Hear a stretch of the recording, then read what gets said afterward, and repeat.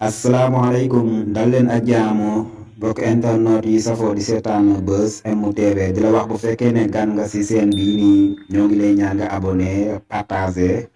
bës like bi. kii di président Macky Sall nag gannaaw ba nga xamee ne dawoon na fële sa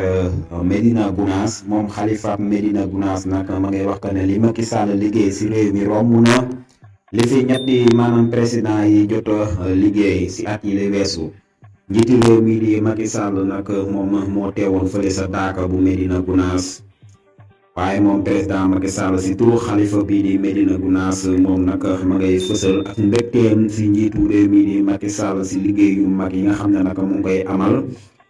di yeesal dëkk bu tedd boobu noonu.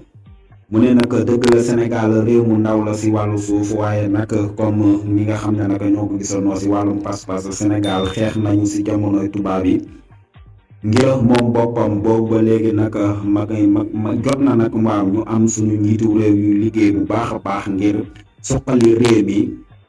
waaye nag faaw mu wax ko njiitu réew mi di Macky Sall jëf na loo xam ne nag si fukki at yii nii président yi nga xam ne nag jiitu woon nañu fi jëfuñu ko liggéeyuñu ko ne wala sax ëpp ko lu ne fàng la maanaam te ñëpp mën nañu koo seede. maanaam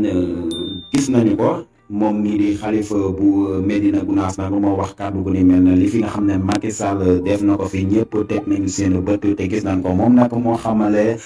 lu ni mel si président Macky Sall ginnaaw teew ba nga xam ne teewoon na ko foofu noonu.